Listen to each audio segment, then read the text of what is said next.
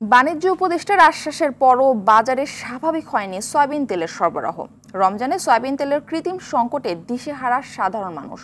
এছাড়া রোজার শুরু থেকেই বেড়েছে প্রয়োজনীয় সব ধরনের পণ্যের দাম। লেবু, বেগুন, শসা, কাঁচামরিচ থেকে শুরু করে সব পণ্যের দাম এখনও বাড়তি। রাজধানীর বাজারগুলোতে প্রতি পিস লেবু 20 থেকে 30 টাকায় বিক্রি হচ্ছে। বেগুন প্রতি কেজি 100 থেকে 120 টাকায় বিক্রি হচ্ছে। সেই সাথে দাম বৃদ্ধিতে পিছিয়ে নেই ক্ষীরা, টমেটো, গাজরসহ বিভিন্ন পণ্যের। ক্রেতাদের দাবি, পণ্য ক্রয় ক্ষমতার মধ্যে রাখতে হলে বাজার মনিটরিংয়ে কঠোর হতে হবে সরকারকে।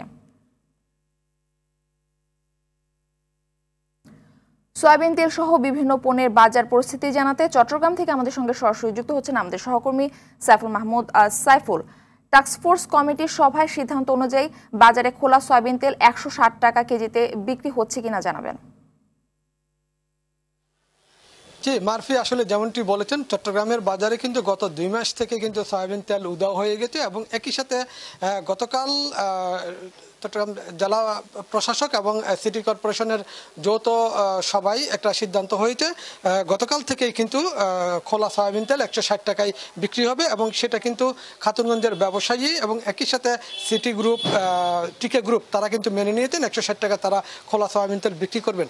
তবে আমরা অনেক দোকানদারের সাথে কথা বললাম, তারা জানালো আসলে তারা এই সিদ্ধান্ত জানে না, সেজন্য তারা কিন্তু 160 টাকা বিক্রি করবে এমন কোনো কথা নেই। যেহেতু তারা আগে দাম দিয়ে কিনেছে, সেজন্য তারা যদি এখন এই মুহূর্তে 160 টাকা দিয়ে কিন্তু বিক্রি করলে কিন্তু তাদের লস যাবে। সেজন্য তারা জানালো নতুন মাল আসলে তারা অবশ্যই 160 টাকা বিক্রি করবে। তবে আদৌ নতুন মাল আসবে কিনা সেটাও কিন্তু সন্দেহ। আমরা খাতুনগঞ্জের অনেকগুলো দোকানে ঘুরলাম, প্রত্যেক ব্যবসায়ীরা জানালো আসলে এই রমজানের 2 মাস আগে থেকে যেই সংকট দেখা দিয়েছে, সেই সংকটটা তারা ধারণা করতেন এটা কোরবানি পর্যন্ত টেনে নিয়ে যাবেন।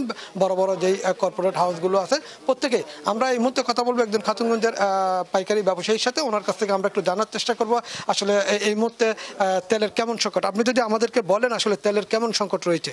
তেলের এখন মোটামুটি সংকটই আছে, পর্যাপ্ত পরিমাণে মানুষে পাইতেছে না। তো কোম্পানিগুলো যদি তেল দিয়ে দেয় তো বাজারটা অটোমেটিক কমে যাবে, এটা কোনো সমস্যা হবে না। এই সংকট কদিন থাকতে পারে বলে মনে করেন?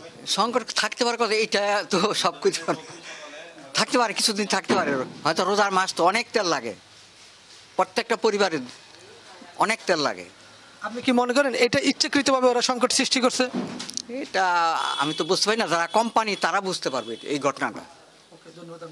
শুনছিলেন আসলে একজন ব্যবসায়ী, পাইকারি ব্যবসায়ীর বক্তব্য। তিনি জানালো আসলে তারা যেই পরিমাণ চাহিদা দিতে সেই পরিমাণ চাহিদা কিন্তু তারা পাচ্ছে না। তবে গত পরশুদিন সোমবারে চট্টগ্রাম সিটি কর্পোরেশনের মেয়র এবং চট্টগ্রাম জেলা প্রশাসক ফরিদা খানম তারা খাতুনগঞ্জে এসেছিলেন। খাতুনগঞ্জে আসলে কি পরিমাণ তেল আছে না আছে এইগুলি মনিটরিং করার জন্য তারা এসে দেখে আসলে খাতুনগঞ্জ থেকে তেল উধাও হয়ে গেছে। এর পরপরই তারা একটি টাস্কফোর্স মিটিং গঠন করে খাতুনগঞ্জের ব্যবসায়ী এবং যারা কর্পোরেট হাউসের মালিক আছে তাদেরকে নিয়ে গতকালকে একটা বৈঠক বসে, সেই বৈঠকে সর্বসম্মতিক্রমে সিদ্ধান্ত হয়েছে 160 টাকার উপরে খোলা তেল কোনোভাবেই বিক্রি করা যাবে না।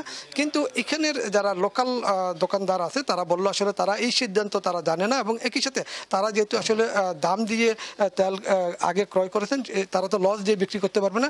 নতুন তেল আসলে 160 টাকার তেল তারা যদি পেয়ে থাকে তখন তারা 160 টাকা বিক্রি করবে। এর আগ পর্যন্ত তারা কিন্তু 160 টাকা বিক্রি করতে পারবে না। তবে এই মুহূর্তে কিন্তু চট্টগ্রামের খাতুনগঞ্জে কিন্তু যেখানে দেশের সর্ববৃহৎ ভোগ্যপণ্যের আড়ত, এখান থেকে কিন্তু তেল একদম উদয় বললে চলে। আর যে ব্যবসায়ী জানালো আসলে এটা একটা সিন্ডিকেট করেই কিন্তু আসলে তেলের সংকট সৃষ্টি করেছেন এবং এটাকে কোরবানি পর্যন্ত নিয়ে যাবেন বলে তারা ধারণা করছেন। তবে যে শুধু আসলে তেল সেটাও না, এর পাশাপাশি অন্যান্য নিত্যপণ্যের যে জিনিসগুলো আছে সেগুলো কিন্তু কিছুটা বাড়তি শুরু করেছে। তবে সাধারণ ক্রেতা যারা আছে তারা কিন্তু যথেষ্ট ক্ষোভ প্রকাশ করেছেন। মারফি, এই ছিল আমার কাছে এই মুহূর্তে বর্জ্য তেল নিয়ে সর্বশেষ সংবাদ। সাইফুল মাহমুদ, আপনাকে ধন্যবাদ।